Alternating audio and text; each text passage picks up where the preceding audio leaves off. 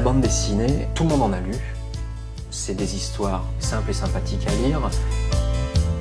Ça permet de mettre en scène de façon assez efficace des messages complexes et de toucher le plus grand nombre d'individus, quel que soit leur âge, leur couche sociologique, etc.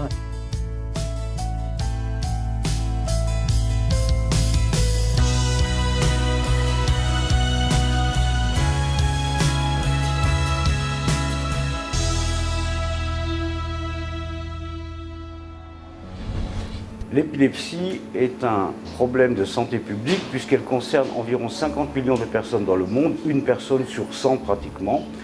L'épilepsie se heurte à deux difficultés. La première, c'est l'accès aux soins, qui n'est pas toujours assuré dans les pays du Sud. La deuxième difficulté, qui est peut-être encore plus importante, c'est une image très mauvaise. L'épilepsie fait l'objet de superstitions, de croyances dépassées. Le but de la bande dessinée, c'est d'agir auprès des enfants et des adolescents pour qu'ils apprennent à considérer cette maladie comme une maladie banale, comme une autre, qui se soigne, et qu'ils intègrent les patients épileptiques dans le quotidien pour leur permettre de vivre normalement.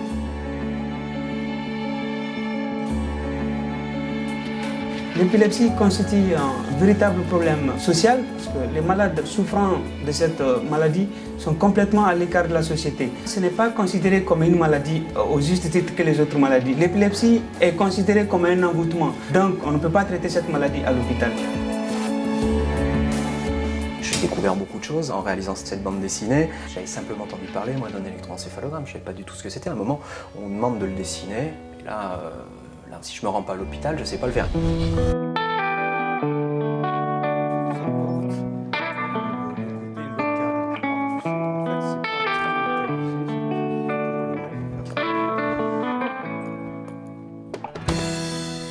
Et je me posais la question, Youssouf, de lui mettre des lunettes. Je crois que c'est tout à fait pertinent. Effectivement, on peut lui mettre des lunettes, ça permettra de le reconnaître facilement et du fait qu'il réside aussi à la ville.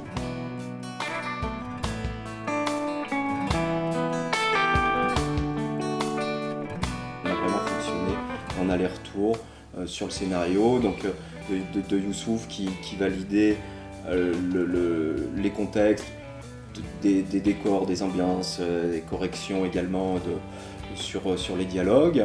Et avec Pierre, on a fait beaucoup d'allers-retours, de mise au point.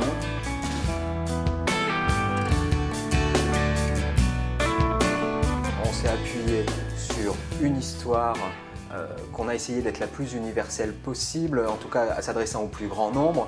Donc on a pris le football, tout le monde joue au foot. La cible, ce sont les scolaires. Donc on a pris deux adolescents, un enfant de la ville, un enfant de la campagne. Les deux viennent d'origines sociales différentes.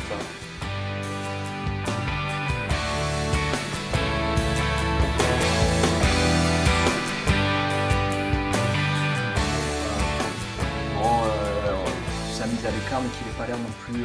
C'est des gens qui sont très mal assistés, on pense que leur salive est contagieuse, leurs urines sont contagieuses. Et pour même leur venir en aide pendant les crises, c'était un véritable problème et ça continue à l'être. Je trouve que c'est très intelligent pour la pédagogie. Avoir la chance de participer à un projet de cette ambition-là, une BD de 40 planches qui permet donc d'avancer pour traiter le propos, oui. Je pense que cette bande dessinée contribuera à une sensibilisation et à la lutte contre la stigmatisation contre l'épilepsie. Le message est « Ne vous cachez pas avec votre épilepsie, soignez-vous et vivez une vie normale ».